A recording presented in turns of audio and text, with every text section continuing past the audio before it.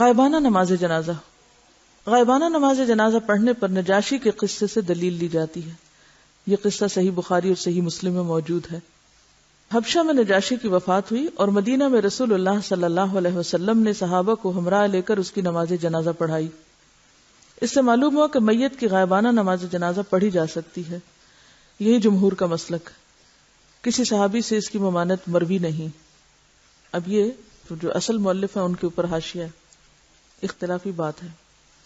کچھ لوگوں نے حدیث قبول نہیں کی، انہوں نے مختلف قیدیں، شرطیں اور عذر تراشے ہیں، لیکن یہ سب ان کے اپنے عقلی خیالات ہیں، شرعاً اس کی کوئی دلیل نہیں. جب آپ نے ایک کام کر دیا تو کیا ہوا؟ دلیل ہو گئی.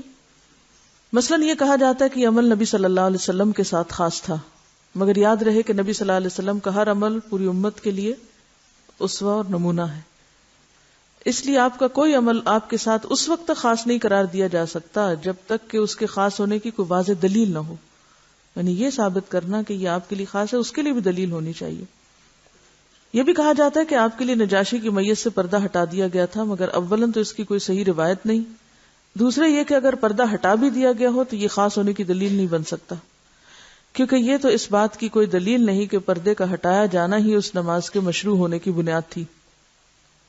دوسرے نبی صلی اللہ علیہ وسلم نے گہن کی نماز پڑھائی. دوران نماز آپ کو جنت و جہنم دکھائی گئی. کیا کوئی کہہ سکتا ہے کہ چونکہ آپ کے بعد کسی کو جنت و جہنم نہیں دکھائی جائے گی اس لیے گہن کی نماز آپ کے ساتھ خاص ہوئی اور کسی اور کے لیے مشروع نہیں؟ اگر آپ نے گہن کی نماز پڑھی تو سب کے لیے پڑھنی جائز ہے. یہ بھی کہا جاتا ہے کہ یہ نماز نبی صلی اللہ علیہ وسلم نے صرف نجاشی کے لیے پڑھی. دوسرے صحابہ کی وفات ہوئی اور آپ کو خبر بھی ملی، مگر آپ نے ان کی نماز جنازہ غائبانہ نہیں پڑھی. مگر یہ بھی صحیح نہیں، کیونکہ نجاشی کی وفات پر رجب 9 ہجری میں یہ نماز جنازہ غائبانہ مشروع ہوئی، اور اس وقت سے آپ صلی اللہ علیہ وسلم کی وفات تک آپ سے دور دراز کسی صحابی کی وفات پانے کا کوئی ذکر نہیں ملتا. ٹھیک ہے، یعنی ان کے خیال میں نجاشی کی وفات کب ہوئی؟ 9 ہجری میں، اور اس کے بعد آپ کی زندگی میں کوئی ایسا واقعہ نہیں ہوا کہ صحابہ کی وفات کی خبر سنی ہو. اور اگر کسی کی وفات ہوئی بھی اور آپ کو اس کا علم بھی ہوا، پھر بھی آپ نے اس کی غائبانہ نماز جنازہ نہ پڑھی، تو زیادہ سے زیادہ یہ بات اس کی دلیل ہوگی کہ نماز غائبانہ چھوڑی جا سکتی. تخصیص کی دلیل نہ ہوگی. باقی رہے شہداء تو بالعموم ان کی نماز جنازہ پڑھی نہیں جاتی. تو بہت سے صحابہ کرام جو باہر جا کے کہیں فوت ہوئے وہ شہید کے درجے میں تھے.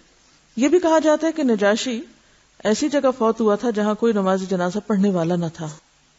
مگر سیرت نگاروں نے لکھا ہے کہ مکہ میں حبشہ کی ایک جماعت نے آ کر ایمان قبول کیا تھا. یہ بھی کہا جاتا ہے کہ نجاشی ایسی جگہ فوت ہوا تھا جہاں کوئی نماز جنازہ پڑھنے والا نہ تھا. مگر سیرت نگاروں نے لکھا ہے کہ مکہ میں حبشہ کی ایک جماعت نے آ کر ایمان قبول کیا تھا، جس پر وَإِذَا سَمِعُوا مَا أُنزِلَ إِلَى الرَّسُولِ اور دوسری آیات نازل ہوئیں. پھر مدینہ میں ان کی ایک بڑی مومن جماعت تشریف لائی تھی. یعنی یہ تو بات بعید ہے، بہت عقل سے دور ہے کہ اتنے مسلمان ایک جگہ ہوں اور وہ اپنے معزز ترین بادشاہ کی نماز جنازہ ادا نہ کریں. لہٰذا یہ عذر درست نہیں ہے.